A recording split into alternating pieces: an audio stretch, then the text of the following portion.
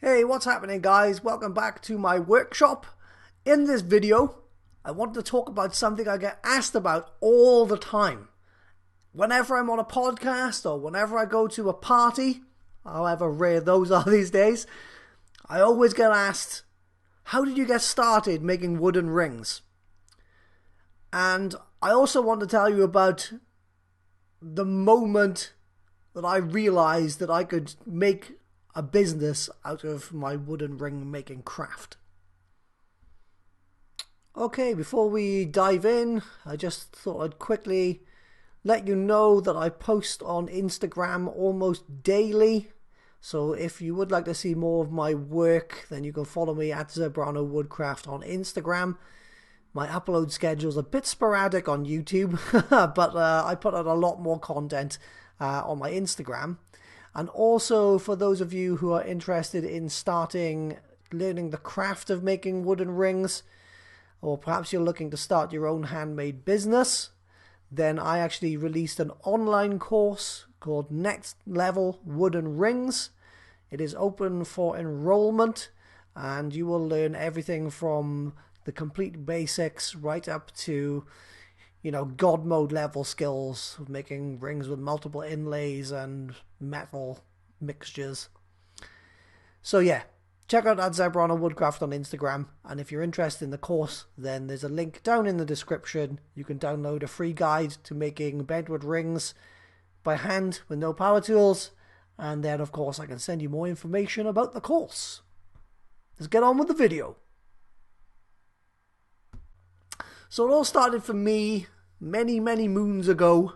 I'd moved to Sussex. I was living with my girlfriend at the time, and I was always bouncing around lots of different jobs that, I was never really satisfied in any jobs.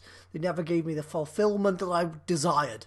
So the long and the short of it, basically, is I was working with this events company, and I got sacked because I just wasn't very good at selling their events. And then I freaked out a little bit. I thought I'd killed my career. The only thing I'd ever really known was telesales. And so, I was lost and looking for something new to do, really.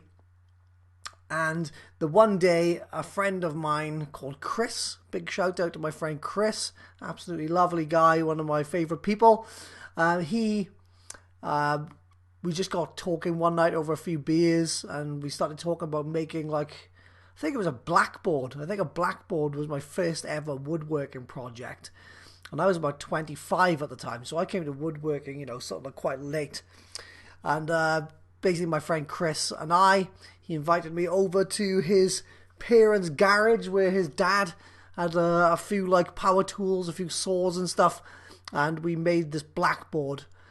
And, it was rustic. It was made out of pallets. It wasn't the prettiest thing ever. But I remember sitting in my kitchen and I had that blackboard on the wall, and just the feeling of pride that I got from looking at and using this item that we'd made with our hands. We magicked it from pallet wood and made it into a nice object. Well, anyway, one thing led to another, and me and Chris, we started selling our blackboards, and we started making picture frames and mirrors and stuff out of, reclaimed wood. And we started a little market stall. We called it Dave's Beach Hut.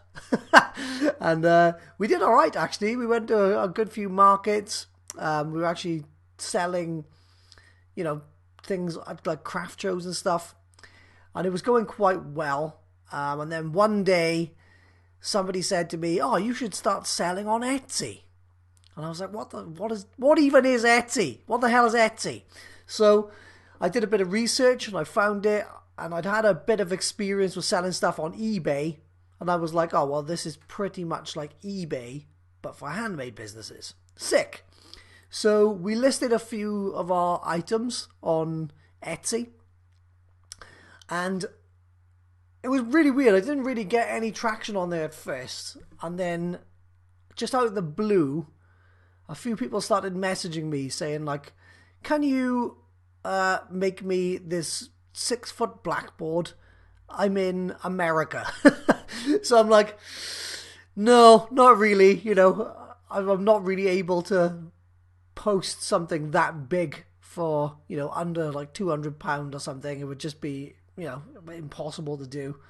Then I kept on getting requests for like, can you make me a coffee table and post it to Arizona? Like, no, you're better off going to a local vendor. So we kept on getting asked to deliver these wooden items to places all over the world. And then I just got to thinking, I was like, oh, what can I make that is small? Is relatively easy to make with not many tools, and that I can post anywhere in the world. And so I started searching on Etsy, and I kind of stumbled into wooden jewelry. So I was thinking about plugs, like a lot of my friends have those like ear stretcher plugs, gorges or whatever. So I started looking at those, and then I stumbled across wooden rings. And I think the first wooden ring I saw was from a shop. They're called Origin Handmade now, or Origin Rings. I'll put a little link in the description, or write the name of their Instagram on the screen somewhere. Because they changed the name of their shop. But I remember seeing these wooden rings, and they're kind of like really nice, like Cocobolo rings with like deer antlers. And I remember seeing these rings, and I was like, oh my god, they are so nice. And I'd never worn jewelry before, really. I wasn't really into it. But I was like, oh, I would definitely wear that. It's absolutely amazing. And then I sort of fell down the rabbit hole. I was like looking into lots of other different vendors, and I just saw that there was so many people making absolutely amazing, cool rings that were like, completely different from your basic white gold band, from Argos or whatever. I fell in love with these wooden rings. So I thought, you know what? I'm going to have a go at making those. We've got like a little bit of a following. People know us. So I'm going to have a go at making these wooden rings. And, oh my word. My first good few attempts were absolutely awful. The thing is, I didn't have a workshop at the time. I was like doing all this stuff like on my kitchen table. So I think I found like a really bad tutorial, if I'm honest, online. And then I found like a tutorial on Instructables, which was semi-good. Some of it was decent, and then there were other bits that kind of led you down the wrong path. And so I started having a go at making bentwood rings. Now, this wasn't a fast process for me. It took me ages. It took me months, maybe even a year or so, to get even semi-competent at making wooden rings. And I remember I was working part-time at some office, and I'd kind of come in and be like, oh, look, I made this. And people would be like, oh, I don't know, bro. It was a bit rough. So yeah, like it all started out with pretty much a pack of wood veneer offcuts, marquetry offcuts, off of eBay, a craft knife and a ruler on my kitchen table. And one thing led to another, and we started getting a couple of sales. Started selling a few little wooden rings on Etsy. They weren't for very much because they weren't very good. So I think I got like a few sales at like £40 or £50 when I was getting started out, which was perfectly okay for me. And then this carried on probably for about a year and a half. So I'd just be like kind of occasionally get a sale and just experimenting with making different styles and designs. Just whatever I could, really. Didn't even have a lathe. I was doing all this by hand. And then there was one day where I'll put a bit of context to this story. In the November, I'd found out that my estranged biological father had passed away. So I was kind of in like a bit of a weird headspace anyway. I was kind of like, like all like weird emotional, like holding it in, and hadn't really figured out a way to deal with that entire situation. It was just kind of odd to me. And I was also, quite hard up for cash.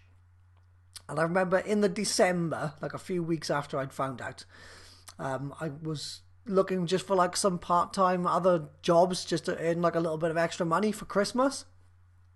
And I got offered like a bit of temp work with this recruitment agency.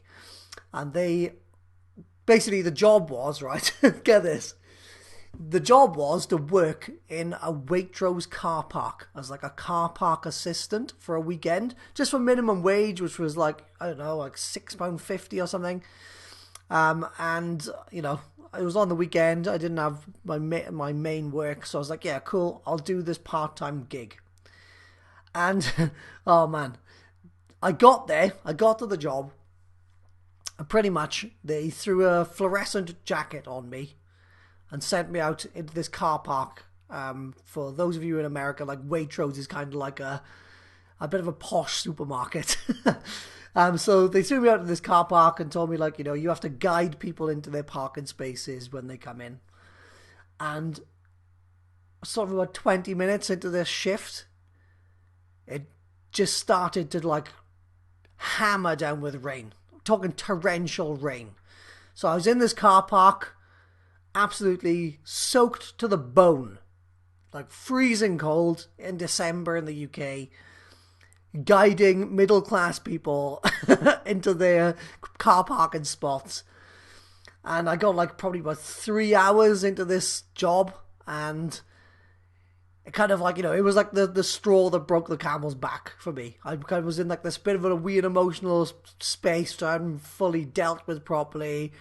And then torrential rain, getting talked down to, just, that was it.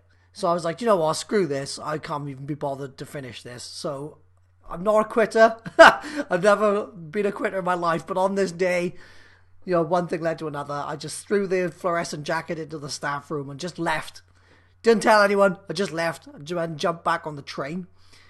Ironically, I had to pay £10 for that return journey. So for a 6-hour shift, I probably only would have made about 30 quid anyway. So I got on the train. This is probably about 2 or 3 o'clock in the afternoon.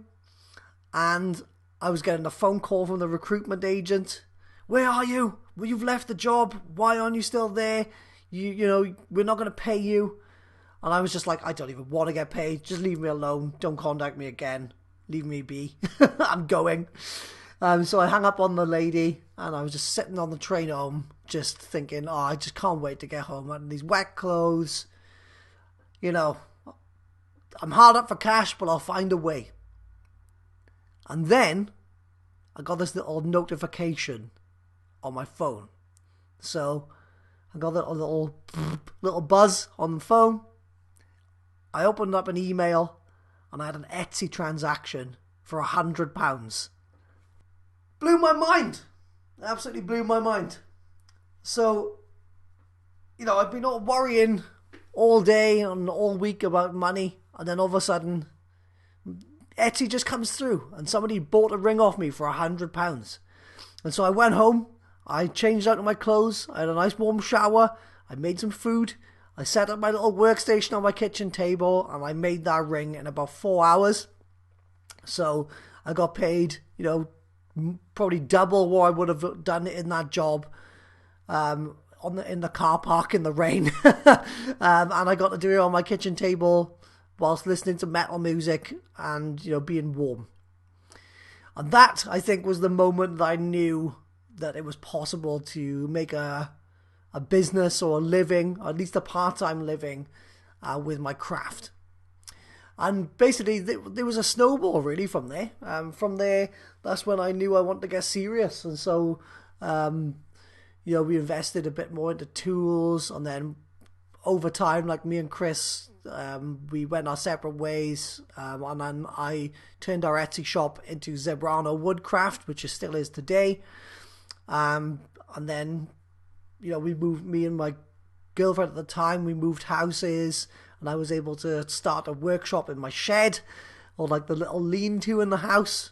And then, you know, eventually me and that girlfriend, we unfortunately had an amicable split, went our separate ways. And then I had to go and search for, you know, another commercial premises. And so I ended up bouncing around a few different places. I had a workshop in a shed around the back of a washing machine shop for about a year. which was absolutely freezing and quite scary sometimes because there was always people kind of milling around in the darkness of the night around there.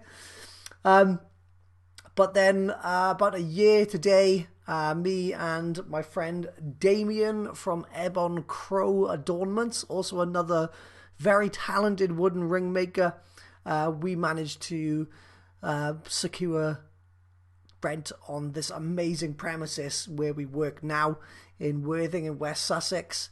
And yeah, it's been the best year ever for my business. I've been able to, expand my my skills with the metal lathe. We've learnt more about like silversmithing and goldsmithing, and so basically since that day freezing cold in the car park, things have really changed around here, and it's all just about building up your skills and adding more strings to your bow over time. So that's it from me. I hope that gives you a little bit of insight into what I've been up to and how I got to where I am. And if you are interested in learning how to make wooden rings yourself, or if you're looking for a cool product you think you'd like to add to your handmade business, then I have a course called Next Level Wooden Rings. It's open for enrollment. It's all online. There's a link in the description. You can go through. I'll send you like a little free guide to making bentwood rings by hand with no power tools. And then, of course, I can send you more information about the online course. So, that's it from me. Thanks very much. I hope that this inspired you. And I'll see you in the next one.